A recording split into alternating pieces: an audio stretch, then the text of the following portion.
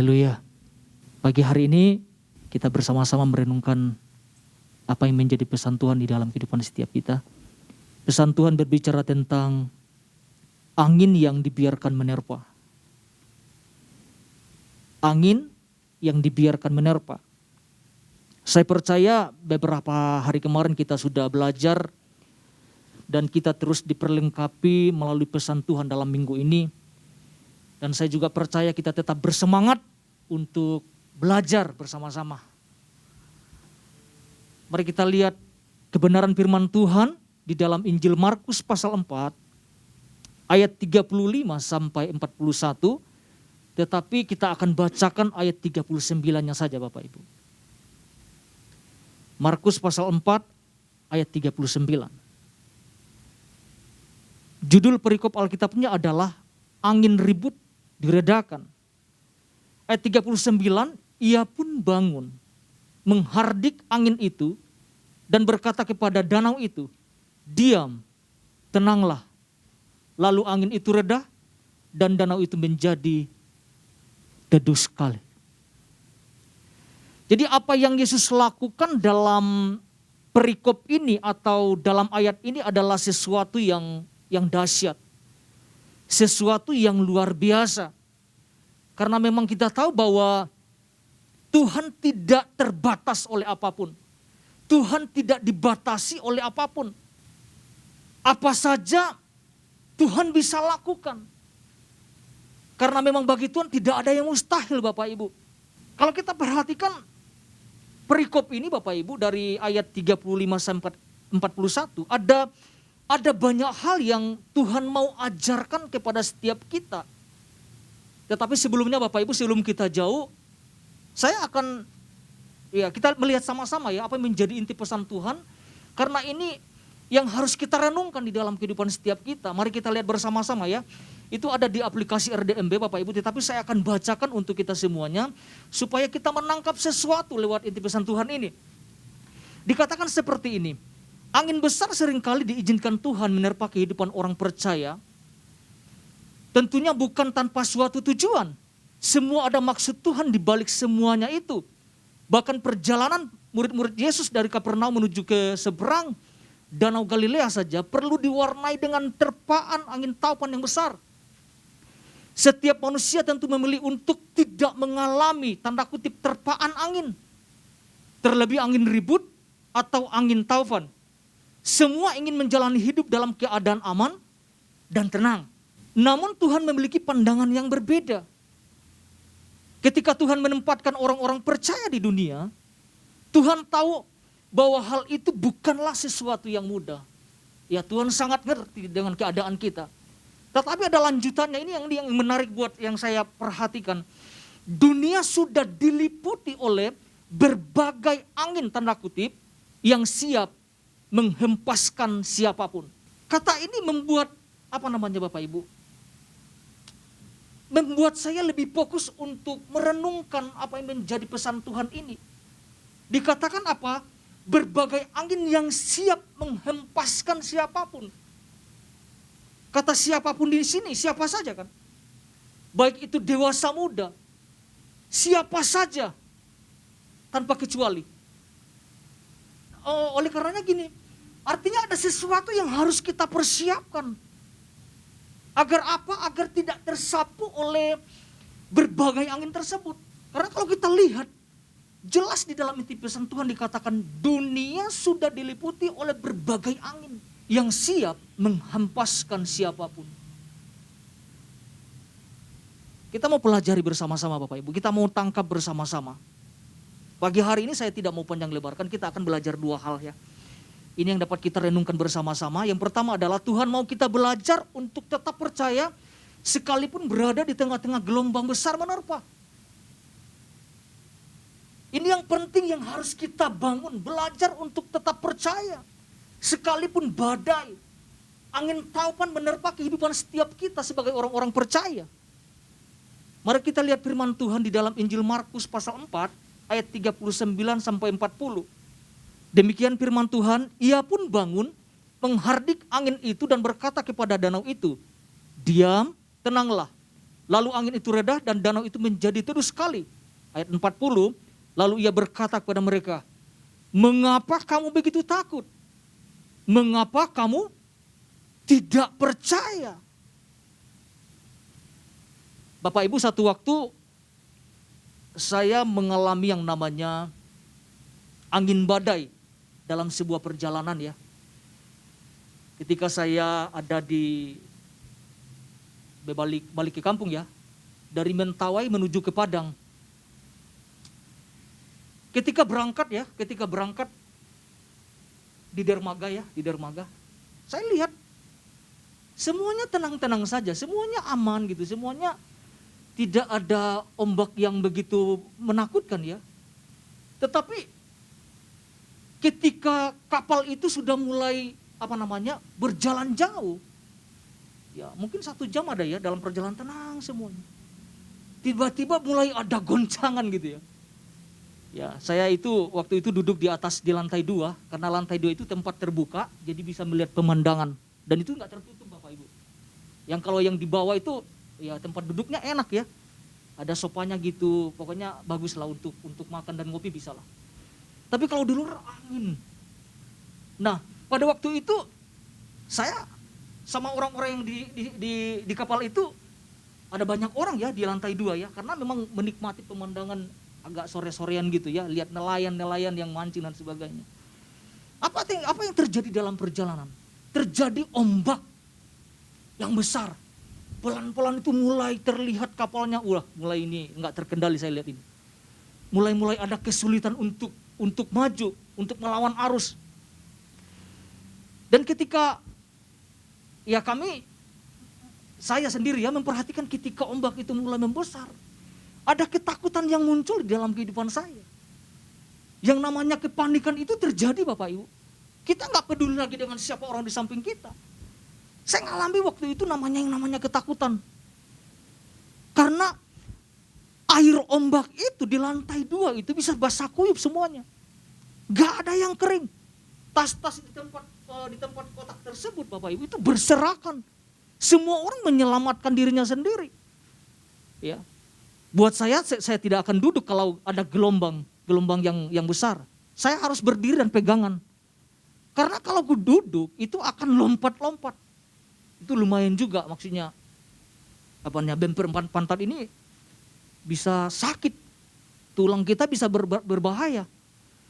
Bayangkan selama hampir 3 jam saya berdiri Bapak Ibu dalam ombak yang besar. Tapi jangan dibandingkan dengan apa yang dihadapi murid-murid ini, yang di taupan yang besar. Ya, ombak yang seperti itu saja membuat saya kadang-kadang takut dan panik. Saya coba untuk menenangkan diri ketika saya sama sepupu waktu itu ya.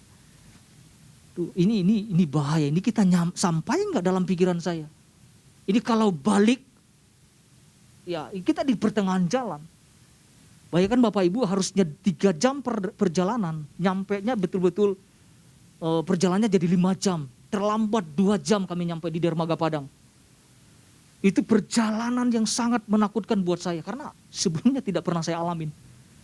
Tapi memang itu pengalaman yang tersendiri buat saya. Begitu takut, begitu khawatir. Dan pada akhirnya ya kami selamat ya. Kami sampai di tempat tujuan karena pertolongan Tuhan ya tentunya. Saya berdoa di sana, saya bergumul, Tuhan tolong kami. Tuhan, kami harus sampai. Dan itu tidak mudah Bapak Ibu. Tetapi apa yang kita lihat dari ayat ini? Murid-murid mengalami yang namanya ketakutan, kepanikan. Ketika badai menghantam perahu mereka sampai mau hampir tenggelam ya. Situasinya kita tahu menjadi kacau. Saling menyalahkan satu dengan lain, bahkan menyalahkan Yesus pada saat itu. Namun kalau kita lihat dalam perikop ini, di tengah-tengah ketakutan para murid Bapak Ibu, Yesus bangun dan menghardik angin itu. Tetapi ada sesuatu yang saya lihat ketika Yesus selesai menghardik angin taupan tersebut. Yesus mempertanyakan tentang iman mereka. Kalau yang saya lihat bahkan Yesus sedang menegur para murid.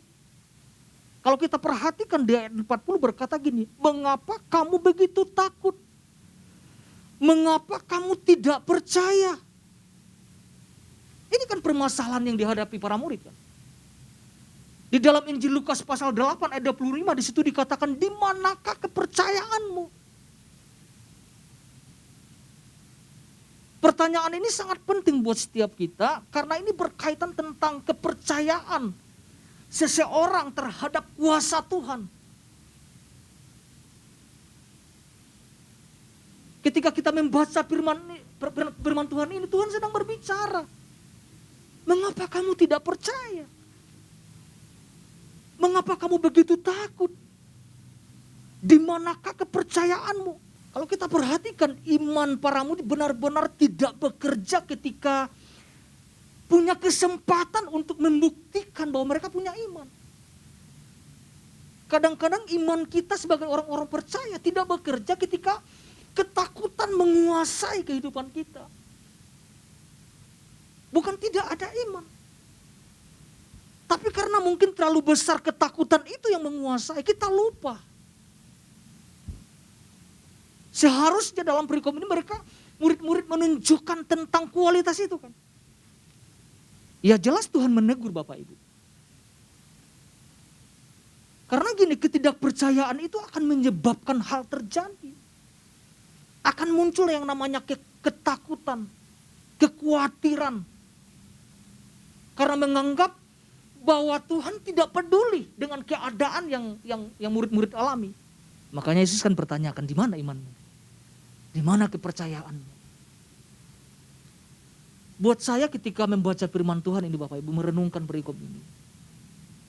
Ini pertanyaannya itu keras buat kita. Bukankah dalam 2 tahun ini kita menghadapi goncangan yang besar. Ada banyak orang-orang yang tersapu. Ada banyak orang-orang yang dihancurkan melalui badai ini. Coba kalau kita renungkan baik-baik Bapak Ibu. Dan ketika Tuhan memberikan pesan ini buat saya secara pribadi, itu meneguhkan. Menguatkan setiap kita kalau kita melihat ke belakang. Memang ada badai yang kita hadapi. Itu yang harus kita sadari. Tuhan tahu apa yang kita hadapi. Jadi ketidakpercayaan itu memunculkan ketakutan. Apalagi yang muncul? Keraguan akan kuasa Tuhan yang tak terbatas itu. Karena kalau saya pelajari Bapak Ibu, sebenarnya tidak ada alasan buat para murid itu menjadi ragu akan kuasa Tuhan. Karena Yesus ada di situ. Karena kalau kita lihat pasal 3, ya, ayat 5b, di situ kan Tuhan melakukan mujizat kan. Menyembuhkan orang yang ada tangan yang sebelah, yang mati yang Tuhan sembuhkan.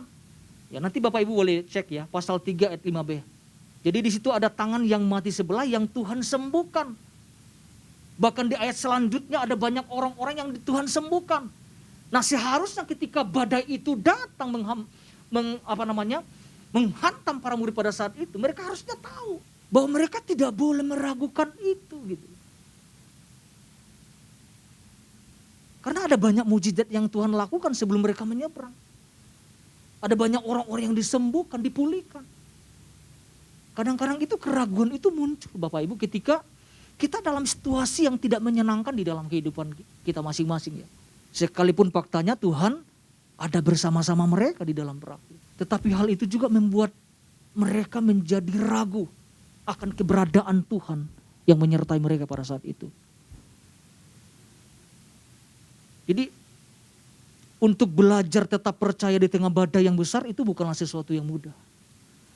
Karena percaya itu bukan hanya ketika keadaan semuanya baik dan tenang-tenang saja. Namun di tengah-tengah situasi badai besar pun kita harus tetap yakin bahwa penyertaan pertolongan Tuhan itu dahsyat di dalam kehidupan setiap kita Bapak Ibu. Jadi ketika Tuhan izinkan angin menerpa hidup kita, biarlah kita tetap belajar percaya.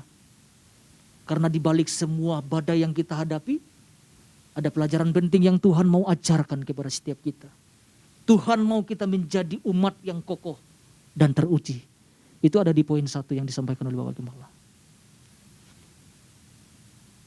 Yang kedua yang dapat kita pelajari bersama-sama, lewat pesannya ini, Tuhan mau melatih dan mempersiapkan kita untuk menjadi prajurit-prajurit yang terlatih. Karena ini yang saya renungkan Bapak Ibu, bahwa hanya prajurit-prajurit yang terlatihlah yang akan terus mampu memandang jauh ke depan. Dan saya percaya bahwa setiap kita adalah prajurit-prajurit yang terus memandang jauh ke depan. Katakan amin Bapak Ibu. Artinya gini, Tuhan sedang melatih agar kita terlatih. Media yang Tuhan pakai pada murid-murid pada saat itu adalah angin ribut. Tuhan tahu akan terjadi badai, Tuhan tahu.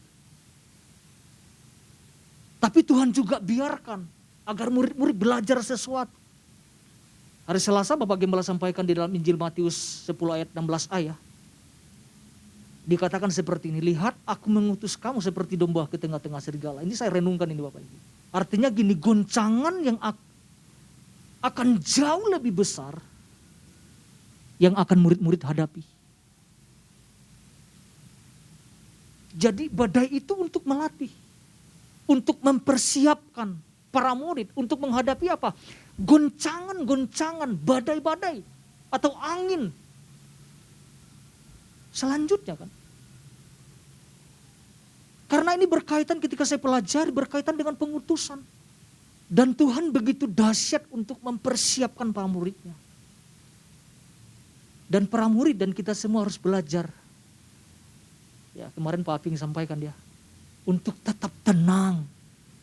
Itu tidak mudah. Untuk tetap tenang itu tidak mudah. Karena tidak sedikit orang yang tergerus oleh angin tersebut.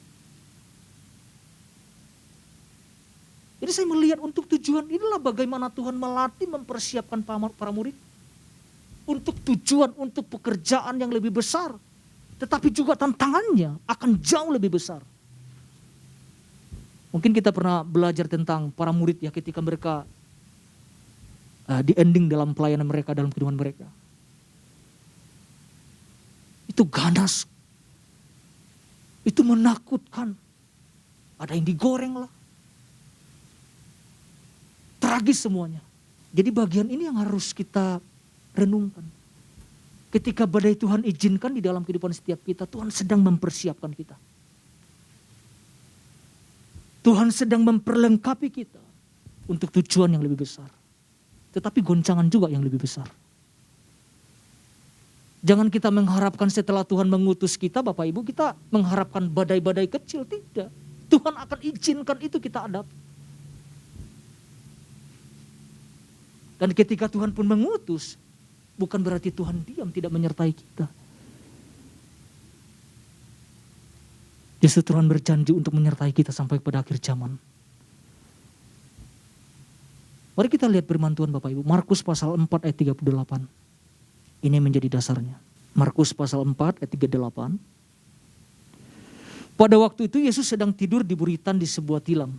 Maka murid-muridnya membangunkan dia dan berkata kepadanya, Guru, engkau tidak peduli kalau kita binasa. Kalau kita perhatikan bahwa di sini bukan Tuhan tidak peduli Bapak Ibu. Tetapi Tuhan memang sengaja membiarkan hal itu terjadi di dalam kehidupan para murid.